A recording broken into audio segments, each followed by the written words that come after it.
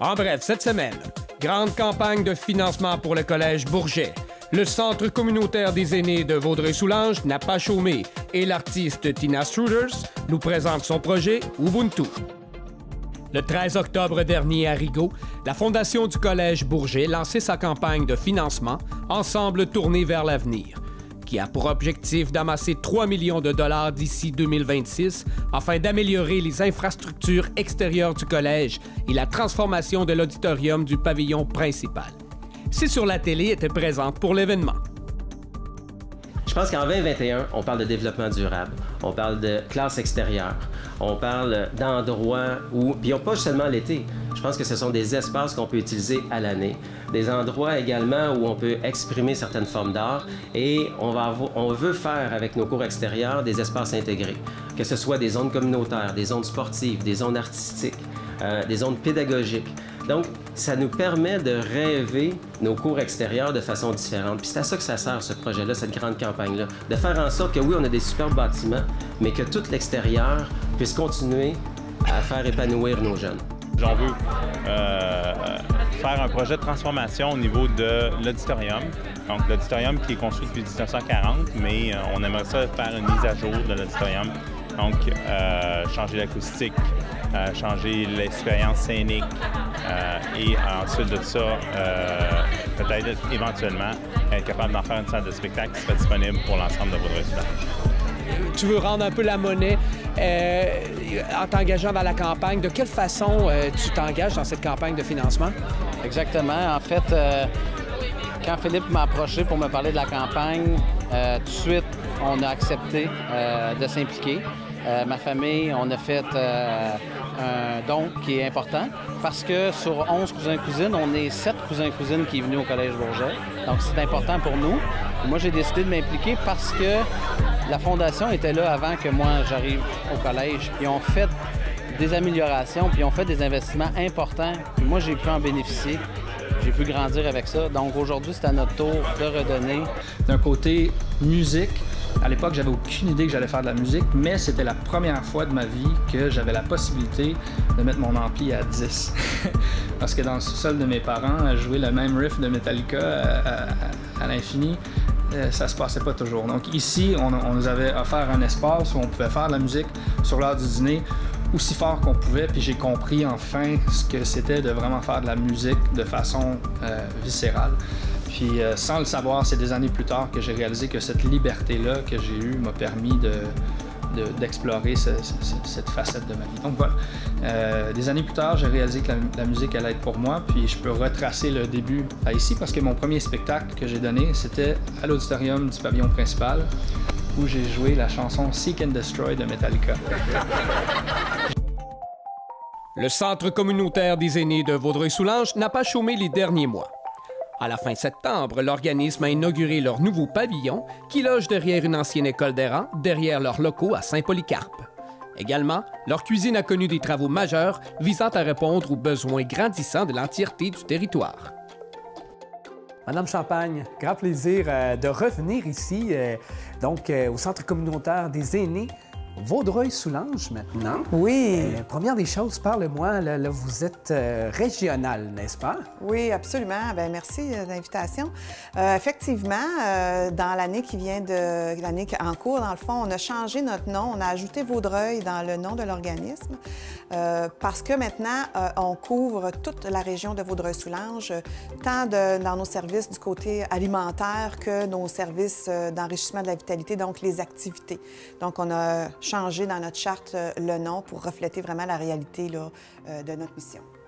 Parce que la réalité, on le sait, vous avez la popote roulante, on connaît qu'il y a une certaine précarité, il y a là encore cette précarité évidemment pour bien se nourrir, mais la bonne santé physique aussi, c'est la bonne santé psychologique également, puis les activités que vous organisez, c'est très important pour cette santé mentale surtout. Oui, tout à fait. Alors, les activités, on les appelle les services d'enrichissement de la vitalité.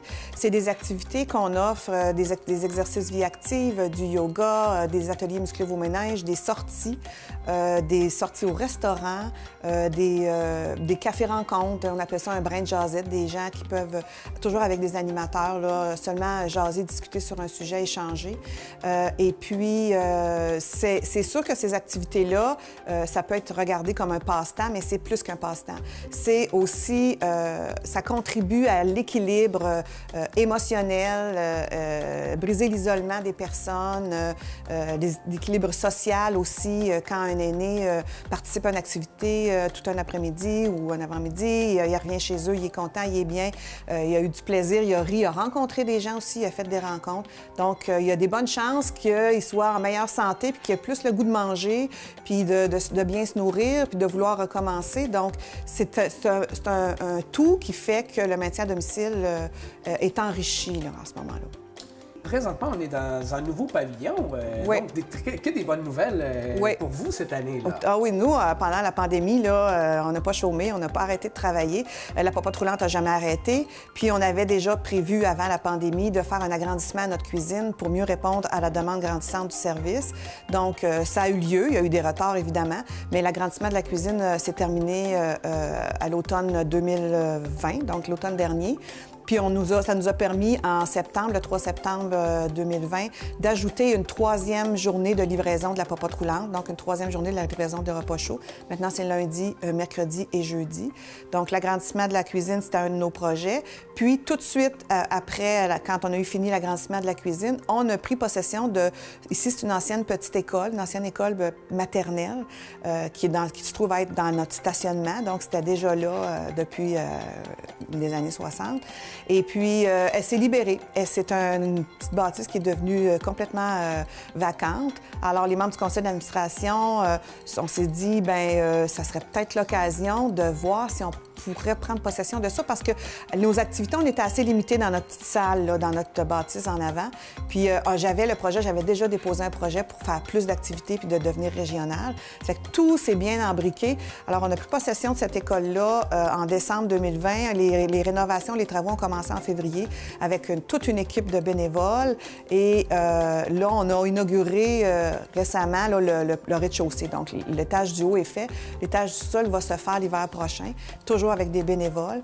Et puis, c'est ça, les activités, alors qu'on a commencé des activités complètement pour la région. Là. Donc, les activités dans Soulanges, Saint-Polycarpe se tiennent ici. Mais on en a quand même, on en a du côté de Rigaud, on en a du côté de Dorion, on en a du côté de Pincourt. La session prochaine, bien, on va essayer de s'étendre encore plus. C'est sûr qu'il faut que les gens reprennent l'habitude de sortir et participer à des activités. C'est jusqu'au 12 décembre que l'artiste Tina Struthers présentera le projet Ubuntu 2020. Une série de 5 œuvres pluridisciplinaires décrivant la trajectoire émotionnelle vécue durant le confinement et la métamorphose personnelle qui en résulte. Tina Struthers, je te surprends en flagrant délit d'installer une nouvelle exposition à la salle Le Petit Bonheur à la Maison Félix-Leclerc. Oui, en effet, c'est un projet avec une grosse histoire et enfin, c'est le temps de le dévoiler à le public. C'est en effet un projet pluridisciplinaire que je t'ai développé avec l'artiste-compositrice jazz Liberté Anne Libérou. Et oui, c'est en effet un rêve de longue date. Ben, je suis en train de monter l'exposition avec les œuvres d'art textile qui est créée en parallèle de ce projet qui réunit la danse de composition jazz, le film, les photographies et les œuvres en art textile. Donc, du grand Tina Struthers avec de l'art textile, mais on inclut du numérique puis de la vidéo à travers ça. Oui, absolument. Donc, en effet, le projet intitulé Ubuntu fait référence à les processus émotifs de traverse la crise COVID ou n'importe quelle crise dans ta vie. Donc, on a créé 5 œuvres, 5 mouvements, chacun en lien avec une émotion. Donc, ça commence avec le choc. Après, c'est le nourrissement. Donc, la période où tout le monde est récolté et remplir la cuisine, le jardin pour prendre soin de leur être cher. C'est sur la télé était au vernissage le 9 octobre dernier à la salle Petit Bonheur de la Maison Félix-Leclerc. Bonsoir. Merci d'être ici. C'est un énorme plaisir de, en effet, dévoiler ces grands projets à Vaudreuil. Chez nous, en effet. C'est fébrile ce soir, oui. Ça va bien. C'est fébrile ce soir, c'est le jour J ou le soir J. Comment on se sent là? Oui, mais on se sent bien quand même, mais c'est un gros chemin d'arriver à cette pointe, je crois. Ça fait presque 18 mois que depuis on a rêvé ce projet qu'un après-midi, le printemps 2020. Oui, mai 2020, on a rêvé ce projet un après-midi dans mon studio à Montréal. Le tout, vous l'avez dit tout à l'heure, part de la tête de Tina.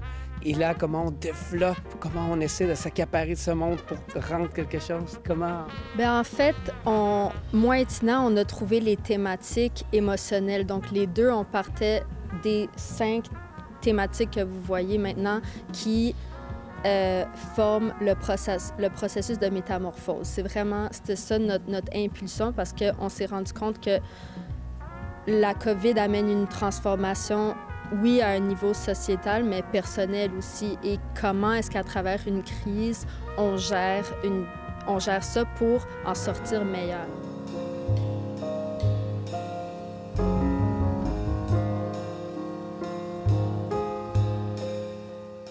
On est des êtres émotifs. On se met dans la peau de l'émotion, du moment, et de là c'est là que la magie s'opère. Il y a une mélodie qui sort, il y a un rythme qui sort, il y a des sons. Moi, je me mets la tête dans le moment et j'ai laissé vraiment mes mains me guider sur quelles sonorités je voulais entendre pour chaque moment. Puis, à travers notre résidence avec Tina, j'ai beaucoup appris des concepts d'art visuel, espace positif, espace négatif. Ça m'a vraiment inspirée pour comment est-ce que j'allais arranger la musique pour les 5 musiciens, comment est-ce que j'arrange la pièce en tout pour créer toutes sortes de textures. Donc, voilà. En effet, que nous avons vraiment accroché l'un à l'autre. On est toutes les deux d'une façon très intuitive et organique à faire la création.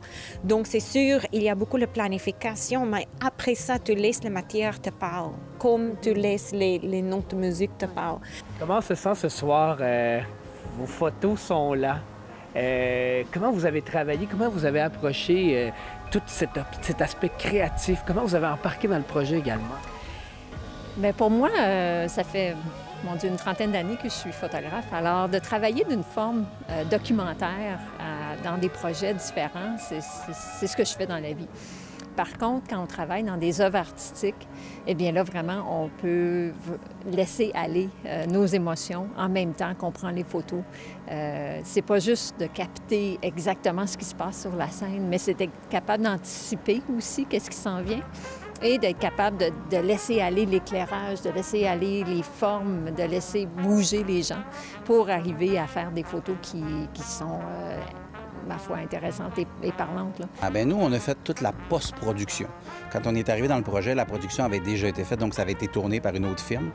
Et on m'a parlé du projet, on m'a demandé si ça pourrait m'intéresser, parce que monter un projet, quand tu ne l'as pas tourné, c'est pas super évident, surtout quand c'est artistique. Généralement, quand tu réalises le projet, lors du tournage, tu as déjà une idée de ce que tu vas faire en post-production.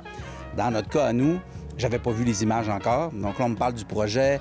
Ah, ça m'intéresse. Sina, c'est vraiment une fille géniale. Liberté-Anne aussi, puis Josiane. Donc, OK, on va embarquer dans le projet. Donc là, on visionne les roches. Il y avait beaucoup de roches. Puis contrairement à un vidéoclip, on va tourner, par exemple, plusieurs fois la même chanson avec la même trame sonore. Dans ce cas-là, c'était du direct. Donc, c'était live, un groupe qui joue. Pas nécessairement exactement la même chose à chaque plan de caméra. Donc là, on avait plusieurs versions et là, on devait faire quelque chose avec ça. C'était vraiment pas évident au départ, là, parce que c'était pas conforme à ce qu'on fait habituellement. Donc là, il a vraiment fallu essayer d'aller chercher chaque truc. Puis quand on regardait les différents plans de caméra, parce que, évidemment, pour la même trame, on pouvait avoir 6, 7, 8 versions différentes. Du danseur ou de la danseuse ou des gens qui vont danser. Donc, il fallait réussir à mettre ça en image, puis à raconter une histoire.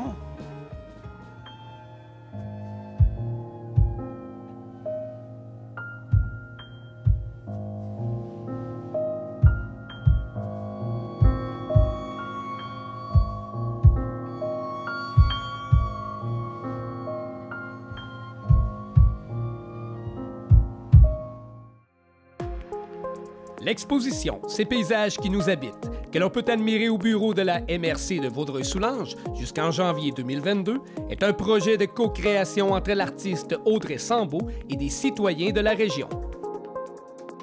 Parle-moi un peu de ce projet. Comment est née l'initiative? Comment ça s'est passé? En fait, c'est vraiment avec un programme de subvention qui était en partenariat avec le Conseil des arts de Montréal et des municipalités autour. Donc, il y avait le Conseil des arts de Vaudreuil-Soulanges qui était impliqué. Donc, il visait à ce qu'il y ait des artistes de Montréal qui aillent faire un projet dans ces municipalités-là et vice-versa, des artistes de cette municipalité-là qui allaient faire des projets à Montréal. Et puis là, moi, j'avais approché Karina et Nadine du Conseil des arts de Vaudreuil-Soulanges parce que je voulais faire un projet sur ce territoire-là parce que moi, je viens de Valleyfield. Je connais quand même bien les coteaux du lac. C'était juste l'autre côté. C'est à côté, là, pour toi. Tu fais juste traverser, là. En vélo, c'est ça. Oui. Fait que c'est un territoire quand même que j'affectionne et que je connais. Ça dépend des municipalités, là, mais que je connais quand même bien. Je les approche. Finalement, mon projet n'avait pas été choisi, sélectionné par le Conseil des arts de Montréal. Puis là, tout de suite, Karina et Nadine, quand je leur dis, elles me disent « Ah, mais nous, ton projet, c'était notre coup de cœur, puis on s'était déjà dit qu'on voulait le faire quand même si jamais c'était pas pris par le programme et tout ça. » Donc, il fallait soumettre un projet qui allait être réalisé au printemps, donc le printemps qui vient de passer. Puis là, à ce moment-là, c'était la distanciation, désinfection du matériel. Tu peux pas avoir plus de gens qui ne se connaissent pas ensemble. Fait que ça venait comme rajouter des paramètres au projet, puis, des contraintes. Puis là, je me disais, qu'est-ce que j'ai envie de faire avec les gens? Puis je me suis dit, hey, je pense que c'est l'opportunité de faire du one-on-one, tu sais, de faire comme plus qu'est-ce qu'ils font avec l'art relationnel, par exemple, qui est vraiment basé sur la démarche, la rencontre. Puis c'est un peu ça, tu sais, c'est surtout le processus qui est important. Donc là, moi, avec le projet Ces paysages qui nous habitent, la co-création, c'est aussi, comment dire, le projet, là, c'est que les gens, ils me contactaient, ils prenaient rendez-vous, puis je les invitais à me convoquer à un site significatif pour eux sur le territoire. Donc, je m'intéressais aux paysages, puis comment ces paysages-là, finalement, habitaient les gens, tu sais, pourquoi ils se rendaient là, c'était quoi la place que ce paysage-là, ce lieu-là occupait dans leur quotidien, puis tout ça. Puis, donc, ils m'invitaient, j'avais quelques questions pour eux. Ça prenait plus le tournure d'une conversation, puis tout ça. Puis après, je les invitais à faire une interprétation du lieu, une interprétation visuelle basée sur ce qu'ils m'avaient raconté. Donc, c'est pas figuratif. Si, par exemple, tu me dis que toi, tu viens à ce parc-là avec ton fils, tout ça, ça va plus être par rapport à ça, aux histoires qu'il y a par rapport au lieu. Pas nécessairement le parc en tant que tel, son histoire, ou mettons, moi, qu'est-ce que ça me représente? Qu'est-ce que je vis dans le parc? Oui, c'est ça que les gens... C'est ça. Au final, les gens... c'est ça, en cours de projet, parce que là, je leur demandais de faire une œuvre par rapport à ce que ça arrivait... par rapport au paysage, par rapport à la conversation. Moi, je faisais la même chose de mon côté, puis c'est ça. J'ai superpose, puis ça crée une espèce de regard croisé sur le paysage. Puis comme je dis, comme dans l'expo virtuelle, c'est que finalement, c'était plus... Je réalisais que c'était plus un portrait de la personne, tu sais, un petit peu. Parce que ça dit tellement d'une personne, pourquoi elle fréquente un lieu, pourquoi c'est important ce lieu-là pour elle, puis tout ça, les usages ou la façon qu'il m'en parle, toutes les histoires qu'il y a derrière, c'est ça qui est finalement important, puis ça en dit beaucoup. Tu sais, j'ai eu des sites qui sont revenus. Tu sais, je pense que j'ai eu 3 fois là, le parc Bellevue à l'île Perrot, mais tellement raconté de façon différente puis avec une emphase sur différentes choses, que ça donne des résultats complètement différents. Puis effectivement, même comme là, c'est le même site, mais c'est plus un portrait finalement de la personne qui se déploie, tu sais. Absolument. Puis là, l'expo, on peut voir ça où exactement? Ouais. Je sais que c'est au bureau de la MRC. Oui, au bureau de la MRC jusqu'en janvier, là, me semble. Après, je vais restituer les œuvres aux gens, leur renvoyer. Puis aussi, il y a l'exposition en ligne sur le site du Conseil des arts de Vaudreuil-Soulanges. Le 18 octobre dernier, au Carrefour Jeunesse-Emploi à Vaudreuil-Soulanges, a eu lieu le vernissage de Vocation en art. Cet événement a pour but de conscientiser la relève aux réalités de la profession. Ainsi, ces jeunes artistes ont l'opportunité de vivre une exposition collective et de rencontrer des artistes professionnels. Vocation en or, dans le fond, c'est pour les artistes, les jeunes artistes âgés entre 15 et 35 ans. C'est des artistes amateurs, de la relève. Puis on fait ça avec un concours également. Un concours que les artistes, il y a 3 catégories. Il y a pour les 15-24 ans, bien, les gens peuvent gagner une bourse de 150 $. Pour les 25-35 ans, c'est une bourse de 150 $. Puis il y a aussi un coup de cœur du public, parce qu'on invite le public à venir voter sur place à partir du 19 octobre jusqu'au 6 décembre. Dans les heures d'ouverture du Carrefour Jeunesse, là, qui est le lundi, qui est de 8h30 à 16h30 et le soir de 6h à 7h. Puis sinon, du mardi au vendredi, qui est de 8h30 à 16h. Les gens sont invités à venir. Cette année, on a une nouveauté pour les gens qui veulent venir voter. On offre un certificat cadeau qui va être tiré dans tous les gens qui viennent voter chez Bricolo Café Céramique. Une valeur de 50 $. Donc, on invite les gens à venir. Vocation en or aussi, on est là pour promouvoir la carrière artistique, parce qu'on sait que trop souvent, les gens voient les œuvres, le monde des arts comme une passion, comme un passe-temps, mais il y en a qui gagnent leur vie avec ça. Puis ça fait partie d'un choix de carrière également, puis on en voit qui passent ici à Vocation en or, que justement, ils ont déployé leurs ailes là, vraiment en passant ici et en continuant leur chemin. Ici, on est avec Vocation en or, avec le Carrefour Jeunesse Emploi. Puis c'est ici que tout a commencé. L'année passée, j'ai exposé, j'ai participé au concours en fait de traces avec le Carrefour.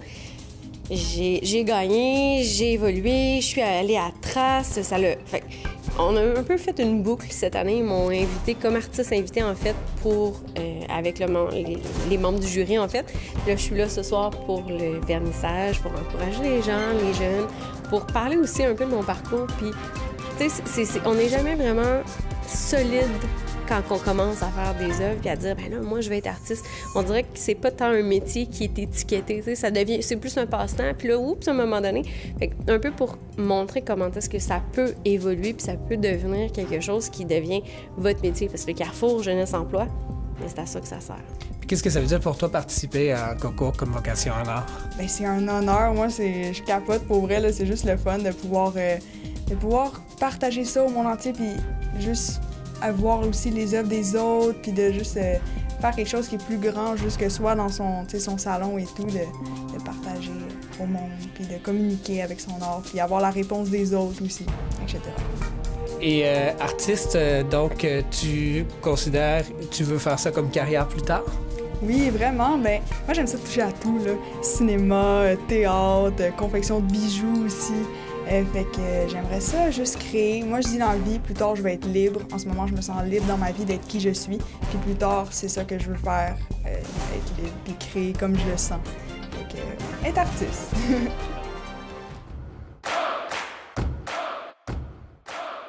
Pour les amateurs d'émotions fortes et de hockey, ce fut un grand succès pour les Braves le 14 octobre dernier à l'Arena Salaberry de Valleyfield. C'est une 2e victoire pour nos Braves qui l'emportent 7-6 en prolongation contre Princeville dans un match à domicile. Pourquoi les Braves ont gagné? Parce qu'ils sont les meilleurs. On est très contents pour nos partisans ce soir de victoire, ils méritaient ça. Sur quoi exactement est-ce qu'on construit à partir de cette victoire-ci? Qu'est-ce qu'on retient? Quels éléments exactement sur lesquels vous allez peut-être travailler justement pour la suite de la saison après cette belle victoire? Moi, je pense que le mot d'ordre, samedi, quand on va se présenter à West Island, je vais revenir sur ce que j'ai parlé avant le match. C'est l'attitude, l'engagement des joueurs. C'est ce qu'on va demander. Puis un coup qu'on va avoir ça, là, après ça, on va embarquer dans un correctif plus technique. Là, la fameuse expression OK, mais les X et les O, là, on va pouvoir embarquer plus là-dedans parce que, à soir, on était défaillants sur quelques phases de jeu. Mais à la limite, c'était comme pas grave parce que l'important, c'est qu'il faut se concentrer sur certains aspects. C'est ce qu'on a fait, puis on a réussi. Olivier Tremblay, grosse victoire d'équipe. Comment est-ce qu'on se sent après cette belle victoire?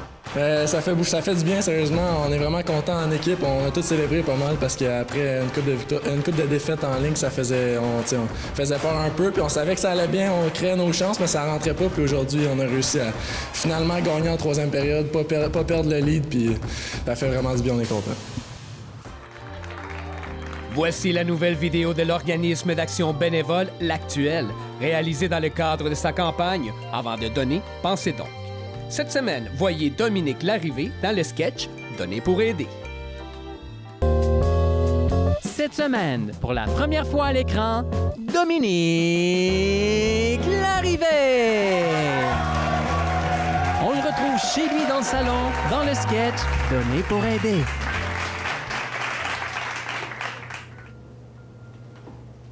Encore du ménage? Où est-ce que tu t'en vas avec ça? Ben, je m'en vais porter ça au centre de dons, là, à côté de chez moi. J'en ai acheté une nouvelle.